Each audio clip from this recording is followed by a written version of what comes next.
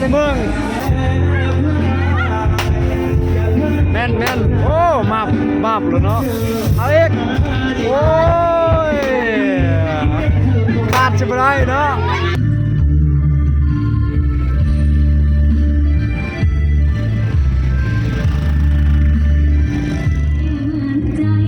วันนี้มารอเบิ่งงานมหกรรมตลาดอยู่ที่เมืองเซโปนแขวงโซนาเขตบอนนี้ชิมีรถซิ่งพี่น้องเอ้ยเหมาะสำหรับเด็กแล้วก็คนไว้ทีนนั่นแหละขี่ได้วันนี้เป็นมื้อสุดท้ายพี่น้องเอ้ยอยู่ที่เดินบานเมืองเซโปนแขวงโซนาเขตคือว่างานมหกรรมตลาดนัดลาวก็จะมีวงดนตรีสาวเป้งมาให้บริการความม่วนความซื่นจะมีการขายเครื่องดื่มเครื่องอย่างไรความม่วนความซื่นอย่างก็ครบจบอยู่ในนั้นแหละจะมีนักร้องหลายคนมาร้องเพลงแล้วก็มีหมอลำมีอย่างนั้นแหละ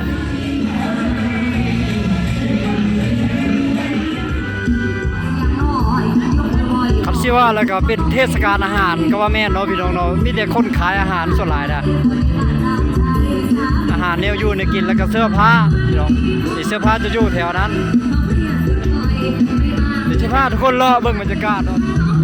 จบงานนี้แล้วเขาเจ้าสิเคลื่อนย้ายไปเมืองวิลาบุรีมื้ออื่นนะจะเข้าเมืองวิลาบุรีจากนั้นแหละจึงสิเข้าไปเมืองพีนและออกจากเมืองพีนแล้วเขาสิไปบ้านเชษฐามวก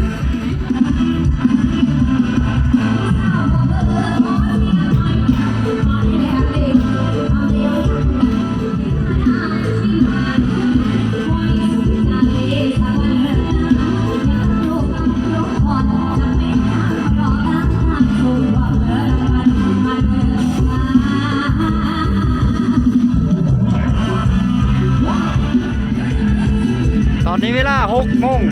มงปลายเดี๋ยว4ประมาณ7 โมง 8 โมงก็สิมีคนมารอหลาย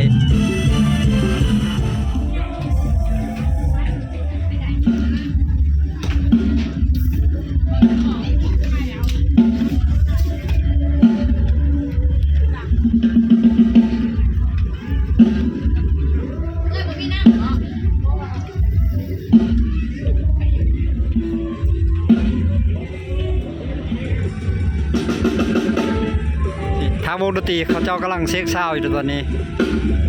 กำลังซุ่มมืดตอนนี้นะเอาฟ้าเอาน้ำมันหน่อยแต่งตัวสวยๆงามๆหล่อๆเท่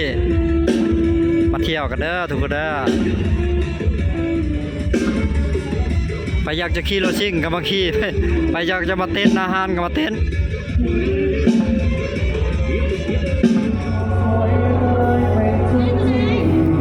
คนมาหลายแล้วตอนนี้คนเริ่มหลายแห้งแล้วทุกคนเลย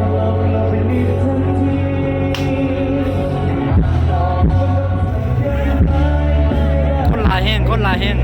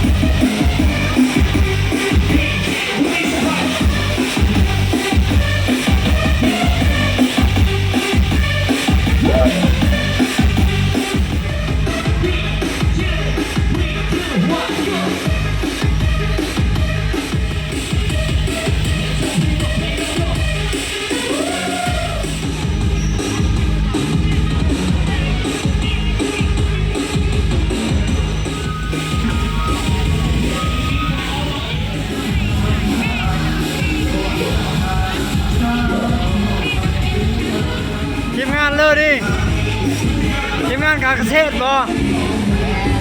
ทีมงานการเกษตร ทีมงานการเกษตรมาในเมือง ฮะ มาในเมืองไหน อยู่บ้านเชฟโรสนี่แหละครับ วงมีได้ โดย โอ้ทีมงานเกษตรแม่นมาเลยเนาะเอาสู้ทางหลังก็แม่นเนาะพักเซล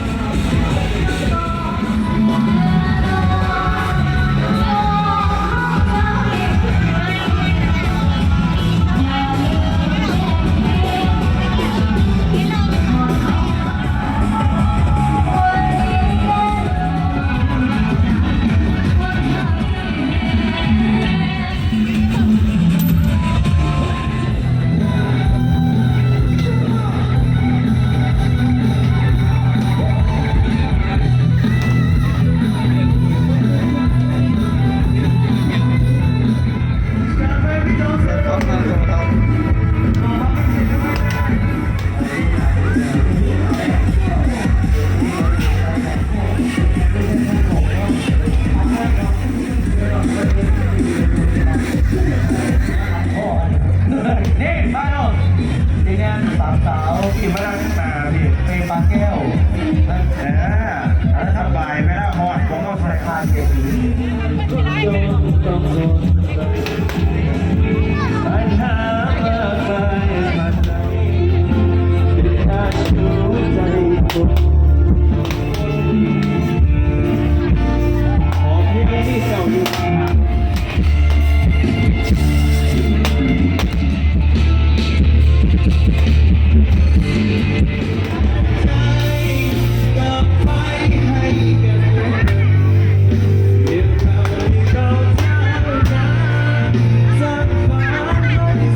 สาวบ้านไหนนี่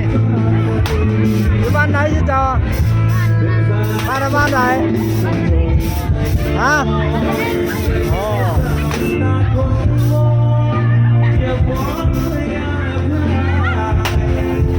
แม่นโอ้มาบเลยเนาะเอาอีกโอ้ยขาดจะไม่ได้เนาะ